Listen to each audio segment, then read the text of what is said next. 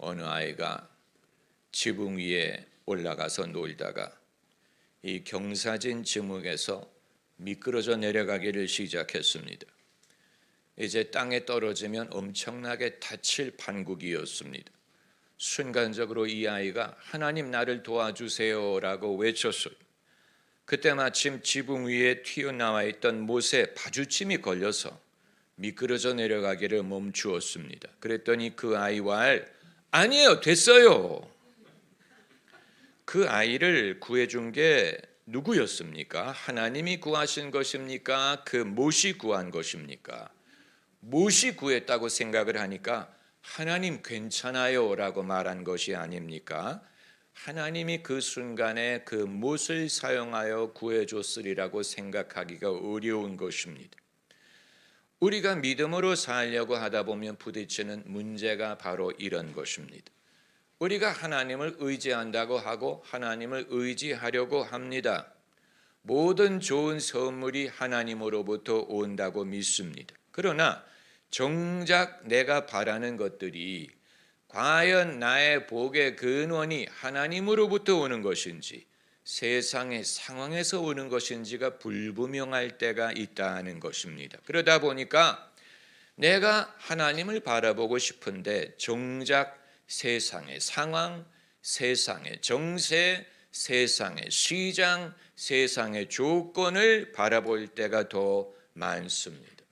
예를 들어 주식시장을 움직이는 요소가 무엇인가? 하나님이 주식시장을 움직이시는가? 아니면 금리라든가 경기라든가 AI라든가 심지어 트럼프 대통령의 말 한마디가 시장을 움직이는 것 같고, 그리고 테크 자이언트들이 그들에 의해서 시장이 좌우되는 것처럼 보일 때는 우리가 마음으로는 하나님을 의지한다고 말을 하지만 우리의 눈과 귀는 세상을 바라보려고 하는 거예요. 세상의 동향, 세상의 정세, 세상에 돌아가는 데 온통 맞춰져 있다 보니까 찬송가를 부를 때는 만복의 근원 하나님이라고 하는데 실제로 우리의 복의 근원이 금융시장처럼 여겨지고 대통령의 말 한마디에 좌우되는 것 같고 세상의 조건이 내 분복의 소스인 것처럼 여겨질 때가 있습니다. 그리고 그것이 우리의 마음을 불편하게 합니다.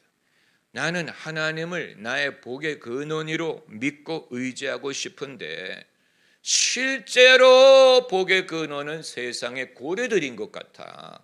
세상의 거대한 세력으로부터 내가 뭔가를 얻는 것 같지, 과연 내가 매일 바라보고 기다리고 뉴스를 보고 내가 동향의 촉각을 기울이는 것이 하나님일까?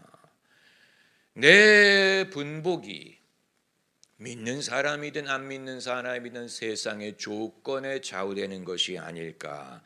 여러분은 그런 질문을 하실 때가 없습니까? 그것은 의심이 아니고 오히려 믿음의 역할에 대하여 진지하게 생각하는 것이고 하나님의 역할에 대하여 알기를 원하는 것입니다. 하나님이 내 인생에 과연 얼마만큼 역사하시는가를 알고자 하는 것입니다.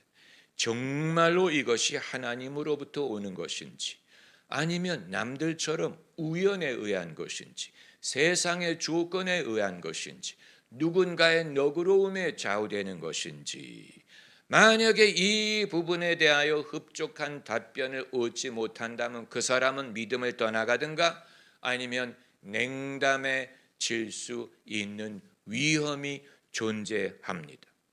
내가 냉담해지지 않기 위하여 일부러 하나님의 역할을 내 인생에 끼워 맞추려고 할 수는 없습니다.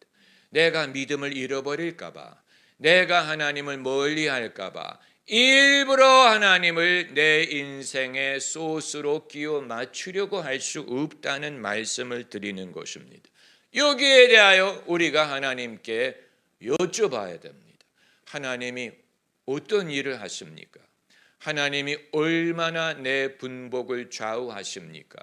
내가 받는 일, 기다리는 일이 얼마나 하나님의 의에 좌우됩니까? 아니면 이것이 내 노력의 결과입니까? 아니면 운에 의한 것입니까? 우연한 세상의 변화에 의한 것입니까? 이것은 합리적인 질문이고 하나님의 역할에 대한 진지한 질문이고 이 질문에 대한 해답을 얻을 때 우리의 믿음이 반석 위에 설 수가 있습니다. 블레셋 사람들이 그 질문을 한 적이 있어요. 이스라엘은 그런 질문을 했다는 성경 구절이 없지만 블레셋 사람들이 이스라엘의 언약궤를 훔쳐갔다가 그 언약궤 때문에 독종이 발생을 하고 많은 사람들이 병이 생기는 것을 보고 이건 언약궤를 가져왔기 때문이다. 언약궤를 돌려줘야 된다. 언약궤를 이스라엘에 돌려주되 그냥 돌려주지 말고 금을 더해서 돌려줘라. 그래서 소가 끄는 수레에 언약궤를 싣고 보내면서 말하기를 만일 이 언약궤를 돌려준 후에 독종이 사라지면 이 독종은 하나님으로 말미암았다는 증거고 만약에 안 없어지면 그냥 이것은 우연했다는 증거다. 그런데 언약궤를 돌려주고 나니까 과연 독종이 사라지는 것을 보고 이건 하나님으로부터 말미암았다라고 결론을 내린 것입니다. 이 사람들이 이게 과연 어디서 온가 하는 것을 합리적으로 물어본 거예요. 이게 하나님으로부터 온 것인가 우연한 것인가 그걸 테스트하기 위해 이 언약궤를 돌려주고 그 결과가 어떻게 되는지를 보기를 원했던 것인데 우리는 독종으로 하나님을 확인하고 싶지는 않습니다. 우리는 좋은 것으로 확신하고 싶죠. 할렐루야. 좋은 것이 과연 하나님으로부터 왔느냐. 여러분 우리의 삶을 되돌아보면 제가 제 과거를 돌아보면 과거에 학교에 진학을 할 때 하나님이 분명히 도와주셨다고 믿은 경우가 있었고 이건 내 실력에 의한 것이다라고 생각할 때가 있었고 이게 어떻게 왔느냐는 중요하지 않다고 생각했던 때가 있었어요. 세 가지. 이건 하나님이 주신 것이다라고 믿어질 때가 있었고 이건 내 실력 덕분이다라고 생각할 때가 있었고 그리고 이거 어디서 왔는지 중요하지 않다 이렇게 생각할 때가 있었는데 학부에 합격한 것은 이건 하나님이 도와주셨다는 것을 분명히 알았어요. 로스쿨에 합격할 때는 이건 내가 실력에 의한 것이다라고 생각을 했고 신학교에 들어갈 때는 이건 어떻게 왔는지는 별로 중요하지 않다. 왜냐하면 어느 신학교를 가는가는 이제 더 이상 중요하지 않다고 생각을 했기 때문입니다. 여러분 오늘 성경 본문 말씀 신명기와 사도행전에 공통적으로 등장하는 한 단어가 있는데 신명기 11장에는 적당한 때라는 말이 있고 사도행전에는 결실기라는 말이 있습니다. 둘 때 시간을 말하는 거예요. 때를 일컫는 것으로서 하나님이 때를 지정하신다. 그 때를 쫓아 무엇을 하신다. 하나님이 때를 정해 일을 하시는데 적당한 때 결실기를 놓고 일하신다. 이건 의미심장한 말이에요. 우리 매일매일 일상생활이 일어나는 모든 일을 하나님에게 돌리기는 어려운 거예요. 이거 하나님이 주셨다. 그렇잖아요. 여러분 길을 건널 때 마침 내가 횡단보도에 도달했는데 파란불이 들어와서 이 하나님이 주신 거야. 그럼 빨간불이 들어올 때는 어떻게 할 것입니까? 하나님이 안 준 것입니까? 이처럼 매일매일의 일을 하나님이 주셨다라고 말하는 것이 미신적이거나 무리한 것이 될 수가 있지만 그러나 결정적인 때 이것을 성경은 적당한 때 결실기 그리고 시편 1편에도 때를 따라 시절을 쫓아 이런 말이 있지 않습니까? 때를 따라 곡식과 포도주와 기름을 얻게 하신다. 결국 모든 좋은 것은 하나님으로부터 옵니다. 모든 선하고 온전한 선물이 위로부터 빛들의 아버지께로 온다고 했습니다. 요한복음 3장에 세례 요한이 말하기를 만일 하늘에서 주신 바 아니면 사람이 아무것도 받을 수 없다. 여러분, 이 사실을 우리가 믿기를 원하는 것입니다. 결국 하나님이 주셔야 된다는 말을 하는 거예요. 그걸 당사자가 믿든 믿지 않든, 깨닫든 인정하든 인정하지 않든 간에 결국 사람이 무엇을 받는 것은 하나님이 주셔야 말미암는 거예요. 이 원칙을 적용하면 시장이 호황이어서 얻는 게 아니고, 이것이 한두 사람의 테크 자이언트에 의한 것도 아니고, 이것이 엔비디아에 의한 것도 아니고, 이것이 트럼프에 의한 것도 아니고, 이것이 AI에 의한 것도 아니고, 이것이 어떤 사람에 좌우되는 것이 아니고, 어떤 경로를 통해서 오든 간에 하나님이 안 주면 받을 수가 없어요. 그렇기 때문에 엉뚱한 것을 바라보는 사람은 엉뚱한 것을 바라보는 거예요. 엉뚱한 것에 기대는 것입니다. 나의 도움이 삼성전자에서 온다, 이렇게 말할 수 있는 게 아니에요. 나의 도움이 무슨 트럼프에게서 와, 이런 식으로 말을 할 수 있는 게 아니고, 그 사람들도 그 기업체도 하나님이 안 주면 아무것도 받을 수가 없어요. 우리 모두는 연약한 인간이기 때문에, 할렐루야, 우리 모두가 연약한 인간이에요. 느부갓네살 왕이 천지를 호령하는 인물이었는데, 느부갓네살이 치매가 들었다고 해서 성경에 치매라는 말은 하지 않았지만 머리가 길게 늘어지고 손톱이 길게 돼가지고 들판에 헤매면서 이슬을 마실 때가 있었어요. 느부갓네살 왕이, 천지를 호령하는 황제가, 그 마음이 조금 나사가 비틀어지니까 머리를 길게 하고 들판에 배회를 하더라. 하나님이 주지 않으면 어느 누구도 받을 것이 없습니다. 나의 도움이 어디서 올꼬? 천지를 지으신 여호와에게서로다. 여러분, 우리 모두가 알고 싶은 것은, 그럼 나는 하나님에게 무엇을 받았을까 하는 것. 나는 하나님에게 무엇을 받았을까? 나는 목사님이 당신의 삶에 뭐를 받았다고 말하는 게 이제 듣기는 진력이 났는데, 이제 내가 무엇을 받았는가를 좀 알기 원하는데, 과연 나는 무엇을 받았습니까? 여러분, 그러기 때문에 적당한 때를 기다릴 필요가 있는 것이고, 결실기를 우리 모두가 기다리는 것입니다. 결실기라는 말은 열매를 맺을 때라는 말이에요. 결실기가 오지 않았는데 서두른다면 우리는 스스로를 불행하게 만드는 것입니다.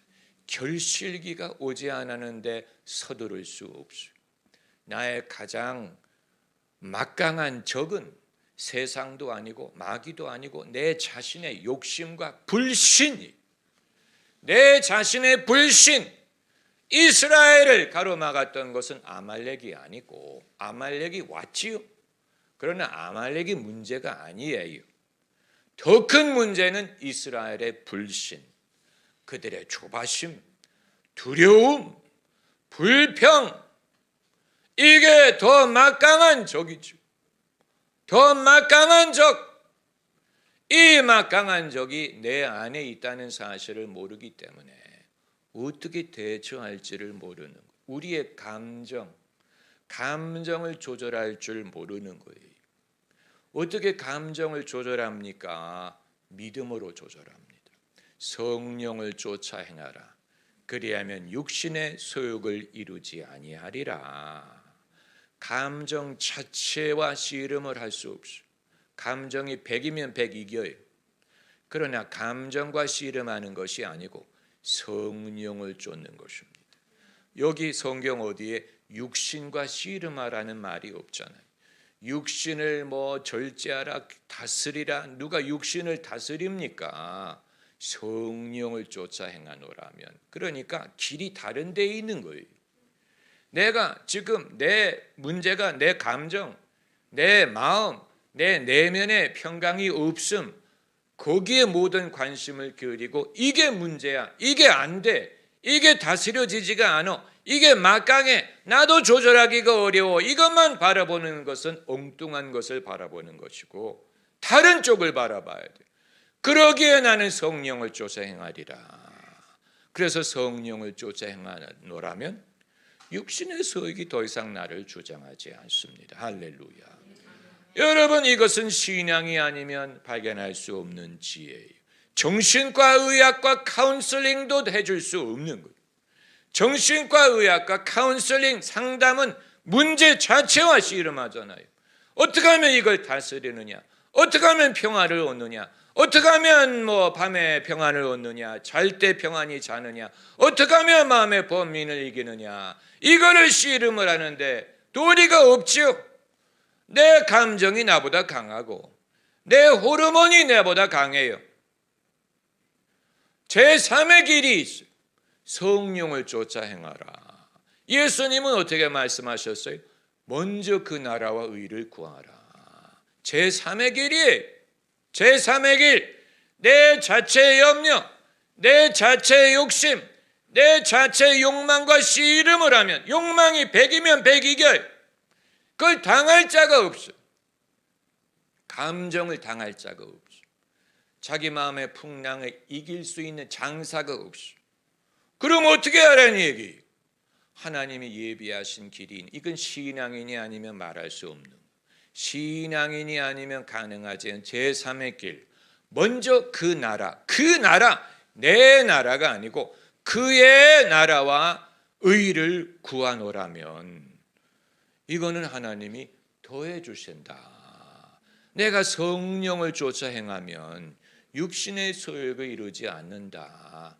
내가 애써서 얻을 수 없는 사랑, 평강, 희락, 이런 것을 얻을 수 있다. 할렐루야. 놀라운 지혜가 아닙니까? 놀라운 지혜. 그러므로 오늘 성경에 말한 대로 적당한 때 결실기가 올 줄을 믿고 그때까지 하나님의 나라와 의를 즐거워해야 됩니다. 즐거워요. 조바심으로 사는 대신에 내 염려하는 것은 그들이 스스로 해결하라고 하세요. 그들이 서로 싸워서 결과를 내라고 하세요. 내 싸움이 아니야. 저들이 해결하게 내버려둬. 그리고 그동안에 나는 기뻐할 거야. 즐거워할 거야. 하루하루의 삶을 선물로 여기고 즐거워할 거야. 여러분, 그것이 하나님의 나라와 의를 먼저 구하는 것입니다. 그것이 우리에게 유익해. 그게 우리에게 유익하고, 그리고 이 모든 것을 하나님이 더해 주십니다.